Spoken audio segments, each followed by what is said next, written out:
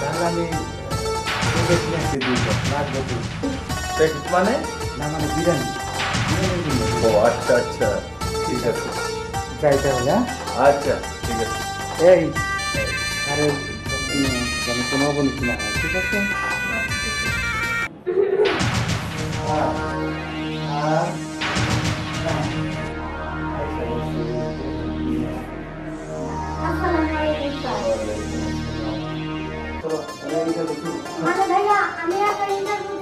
হ্যাঁ অসুবিধা নাই, আপনি বসেন। হ্যাঁ স্যার আসুন আপনাদের এইখানে চাকরি দিতে হলে কি কি করতে হয়? না আমি তো এবার কোনোদিন ইন্টারভিউ দিই আমি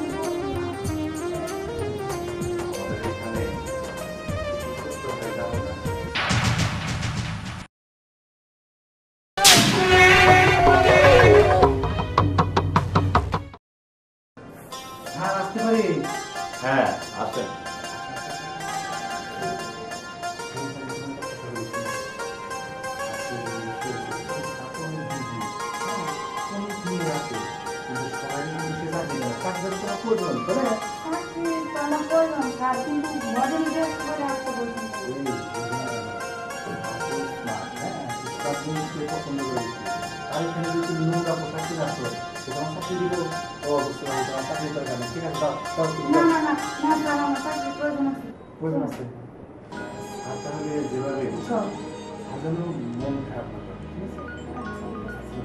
স্যার ওই যে আপনি বলছিলেন যে নিয়ে আসতে স্যার।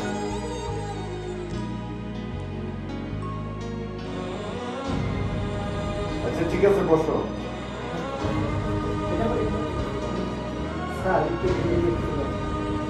সমস্যা নাই স্যার মনে নাই পড়ো। আচ্ছা ঠিক আছে বসো স্যার আমি কি এটা থাকবো? না তুমি এখান থেকে বাইরে যাও তাহলে আমি প্যাকেট নিয়ে আসতে দিই মানে না মানে বিরিয়ানি ও আচ্ছা আচ্ছা ঠিক আছে যাই তাহলে। আচ্ছা ঠিক আছে এই আরে যেন কোনো অবনতি না হয়, ঠিক আছে? আমি যাই তাহলে। আচ্ছা ঠিক আছে এই, তুমি এখানে বসো। এখানে বসো উঠো বসো না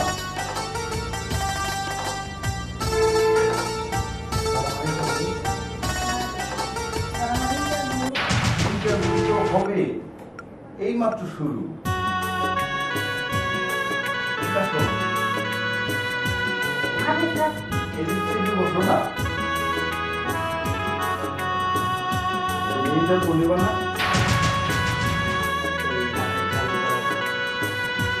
এই অসময় তোমার আসতে হবো গাড়ি করার জন্য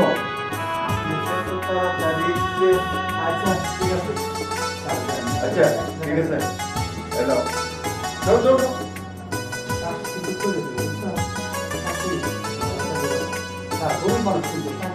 আচ্ছা ঠিক আছে সব হবে দরজা লক করে দেবে হ্যাঁ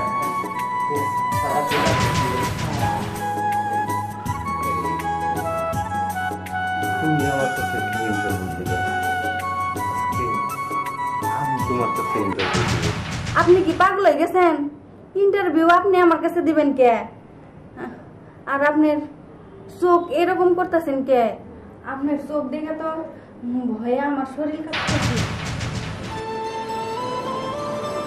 আচ্ছা ভাইয়া জি চাকরিটা তো কনফার্ম হবে। কনফার্ম তো চাকরি হবে, কিন্তু আমি একটা জিনিস বুঝতেছি না যে আপনি ঠিকানা জানলেন তার কাছ থেকে এখানে যে লোক হলো নিউজ দিতেছি আমরা। না আমি মানে আমার এক ফ্রেন্ডের কাছে শুনছি। আমি চাকরিটা খুব প্রয়োজন, তাই না? খুব প্রয়োজন, আজকের মধ্যে যদি চাকরিটা দেন তাহলে আমার আরো ভালো হয়।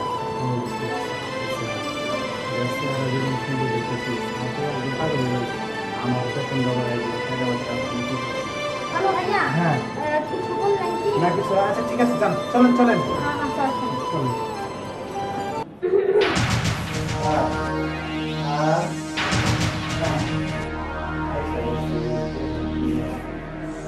আসসালামু আলাইকুম স্যার। ভালো আছেন স্যার? হ্যাঁ ভালো আছি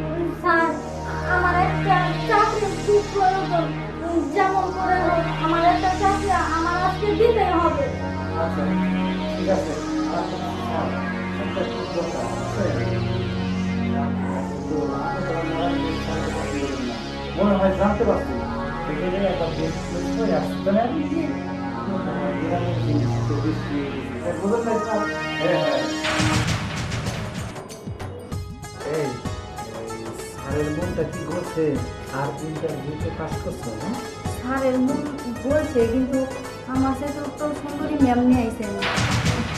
এত পজিটিভ অভাব নাই যে চাকরি দেবো কোনো সমস্যা নাই 2,500 মহিলা চাকরি দেবো দু টাকা তো অপশন আছে কিন্তু তুমি যদি তোমার কাজটা ঠিক মতো করতে পারো সেটা তোমার মধ্যে ভালো একটা জায়গায় নিয়ে যাবে।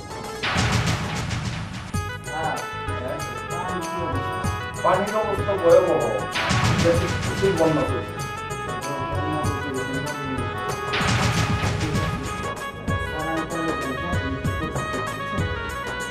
ভাইয়া একটু বুঝাই বলেন না, মানে যে কোনো কিছুর বিনিময়ে আমার চাকরিটা খুব দরকার। অবশ্যই অবশ্যই